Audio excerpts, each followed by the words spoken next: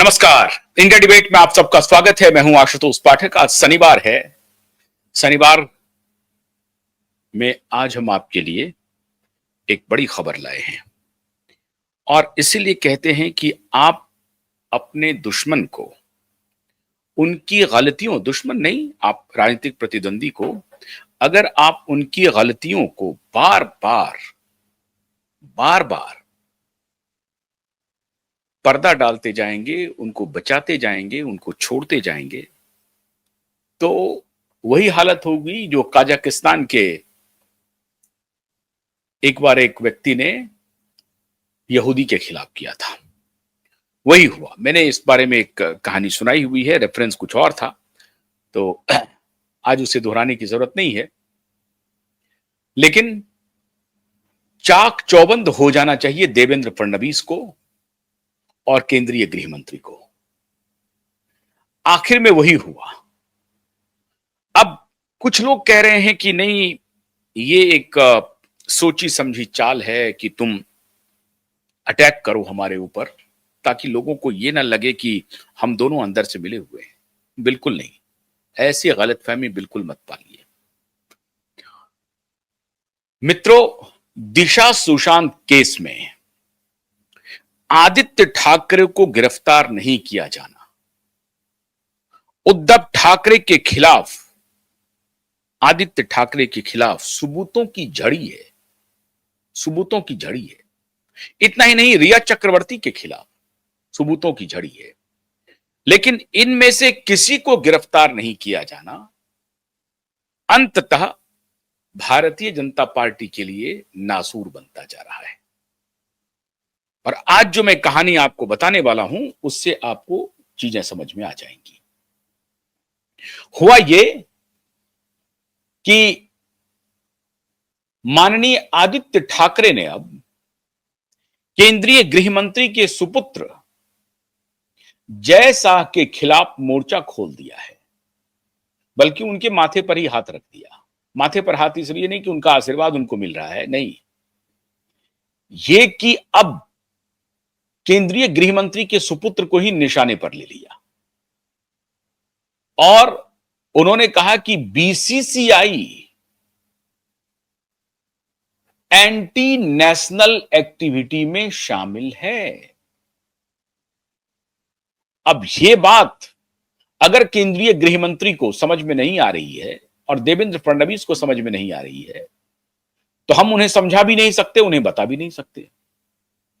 लेकिन आदित्य ठाकरे ने बड़ी मजबूती से, पुरजोर तरीके से कहा कि बीसीसीआई एंटी नेशनल है और उसका आधार भी दिया माननीय ठाकरे ने।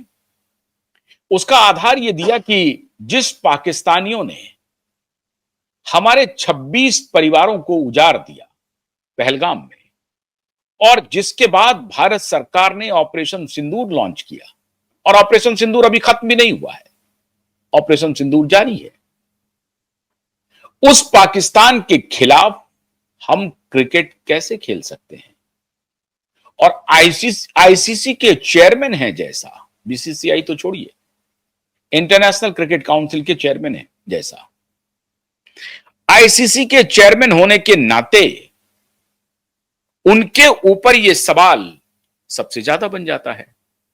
तो ठाकरे ने कहा कि अब सबसे अच्छा मौका है कि इस मौके को चूकना नहीं चाहिए। एशिया कप की शुरुआत हो रही है। एशिया कप में भारत और पाकिस्तान मैच खेलने जा रहा है। इसी को ठाकरे ने मुद्दा बना लिया और ठाकरे ने कहा कि cricket control board of India, जो बीसीसीआई कहलाता है, भारतीय क्रिकेट कंट्रोल बोर्ड, वो पूरी तरह से एंटी नेशनल एक्टिविटीज में शामिल है।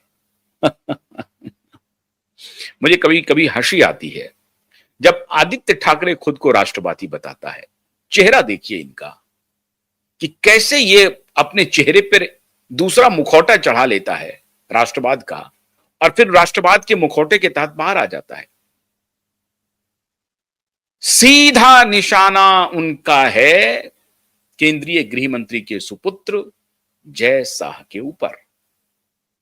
और यह सवाल दागा जा रहा है कि अब तो यह सवाल किसी और से पूछने की जरूरत नहीं है, माफ कीजिएगा, यह सवाल तो सीधा सीधा अमित शाह जी से पूछने की आवश्यकता है कि आप वो कारण बताइए जिस कारण के तहत आप भारत पाकिस्तान का मैच करवा रहे हैं। क्यों करवा रहे हैं? आप गृह मंत्री हैं, आपके सरकार का ऑफिशियल स्टैंड है कि पाकिस्तान के साथ हम कोई बातचीत नहीं करेंगे। आप कल भी परसों भी यूएनओ में पाकिस्तान कुछ इधर उधर की बात कह रहा था तो भारत के रिप्रेजेंटेटिव ने सीधा सीधा सुना दिया। इतना ही नहीं, भारत के रिप्रेजेंटेटिव ने स्विट्जरलैंड को भी सुना दिया। स्विट्जरलैंड ज्ञान दे रहा था भारत को कि भारत में माइनॉरिटीज की रक्षा करने के लिए भारत सरकार को थोड़ा संवेदनशील होना चाहिए। तो भारत के रिप्रेजेंटेटिव ने कह दिया स्विट्जरलैंड को कि 90 लाख आपकी आबादी है, उतनी आबादी हमारे एक शहर की है, अकेले दिल्ली की आबादी आपसे 3 गुना है। आप हमें